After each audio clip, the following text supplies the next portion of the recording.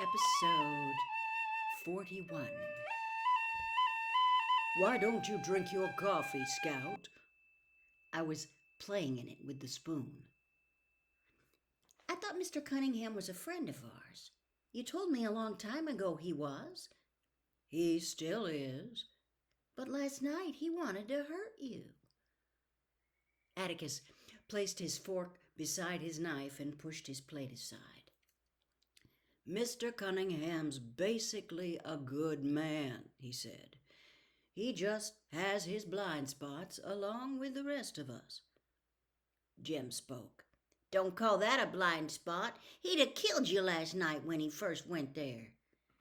He might have hurt me a little, Atticus conceded. But, son, you'll understand folks a little better when you're older. A mob is always made up of people, no matter what. Mr. Cunningham was part of a mob last night, but he was still a man. Every mob in every little southern town is always made up of people you know. Doesn't say much for them, does it? I'll say not, said Jem.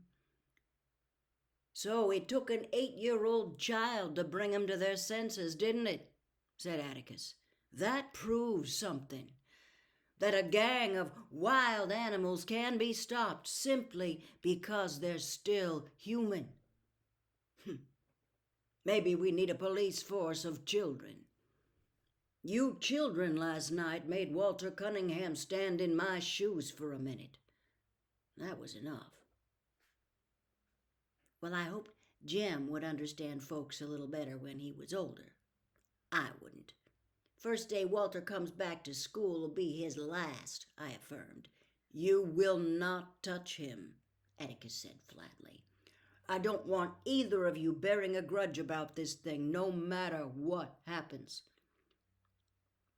You see, don't you, said Aunt Alexandra, what comes of things like this? Don't say I haven't told you.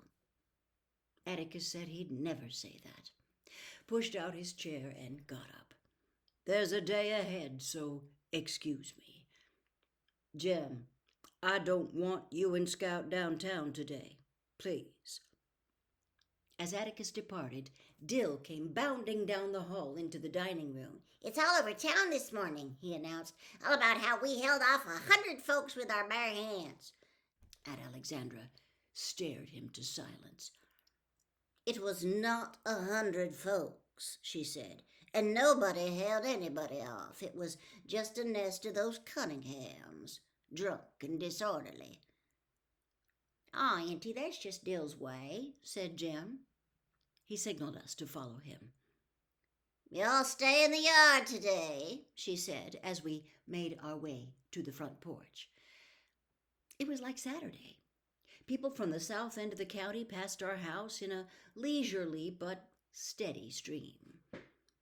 Mr. Dolphus Raymond lurched by on his thoroughbred. "Don't see how he stays in the saddle," murmured Jem. "How can you stand to get drunk 4:08 in the morning?" A wagon load of ladies rattled past us.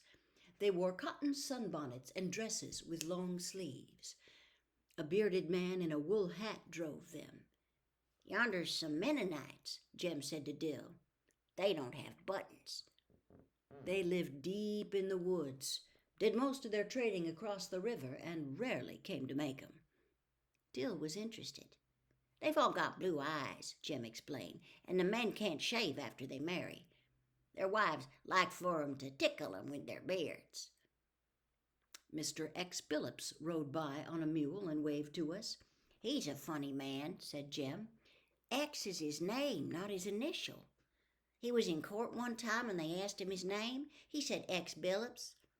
Clerk asked him to spell it and he said X. Asked him again and he said X. They kept at it till he wrote X on a sheet of paper and held it up for everybody to see. They asked him where he got his name, and he said that's the way his folks signed him up when he was born." As the county went by us, Jem gave Dill the histories and general attitudes of the most prominent figures. Mr. Tensaw Jones voted the straight prohibition ticket. Miss Emily Davis dip snuff in private. Mr. Byron Waller could play the violin. Mr. Jake Slade was cutting his third set of teeth. A wagon load of unusually stern-faced citizens appeared. When they pointed to Miss Maudie Atkinson's yard, ablaze with summer flowers, Miss Maudie herself came out on the porch. There was an odd thing about Miss Maudie. On her porch, she was too far away for us to see her features clearly, but we could always catch her mood by the way she stood. She was now standing arms akimbo, her shoulders drooping a little, her head cocked to one side, her glasses winking in the sunlight. We knew she wore a grin of the utmost wickedness. The driver of the wagon slowed down his mules, and a shrill-voiced woman called out, "He that cometh in vanity departeth in darkness." Miss Maudie answered, "A merry heart maketh a cheerful countenance." I guess that the foot washers thought that the devil was quoting scriptures for his own purposes, as the driver speeded his mules. Why they objected to Miss Maudie's yard was a mystery, heightened in my mind because for someone who spent all the daylight hours outdoors, Miss Maudie's command of scripture was formidable. "You going to court this morning?" asked Jem. We had strolled over. "I am not," she said. "I have no business with the court this morning." "Aren't you going down to watch?" asked Dill. "I am not. It's morbid, watching a poor devil on trial for his life. Look at all those folks. It's like a Roman carnival." "They have to try him in public, Miss Maudie," I said. "Wouldn't be right if they didn't." "I'm quite aware of that," she said. "Just because it's public, I don't have to go, do I?" Miss Stephanie Crawford came by. She wore a hat and gloves. She said, "Look at all those folks. You'd think William Jennings Bryan was speaking." "And where are you going, Stephanie?" inquired Miss Maudie. "To the jitney jungle." Miss Maudie said she'd never seen Miss Stephanie go to the jitney jungle in a hat in her life. "Well," said Miss Stephanie, "I thought I might just look in at the courthouse to see what Atticus is up to." "Better be careful he doesn't hand you a subpoena." We asked Miss Maudie to elucidate. She said Miss Stephanie seemed to know so much about the case she might as well be called on to testify. We held off until noon, when Atticus came home to dinner and said they'd spent the morning picking the jury. After dinner, we stopped by for Dill and went to town. It was a gala occasion. There was no room at the public hitching rail for another animal. Mules and wagons were parked under every available tree.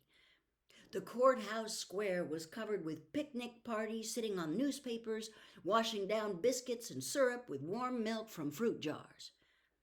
Some people were gnawing on cold chicken and cold fried pork chops.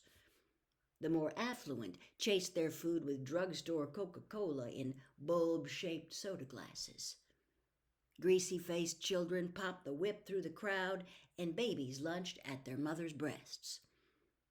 In a far corner of the square, the Negroes sat quietly in the sun, dining on sardines, crackers, and the more vivid flavors of knee-high cola. Mr. Dolphus Raymond sat with them. "Jim," said Dill, "he's drinking out of a sack." Mr. Dolphus Raymond seemed to be so doing.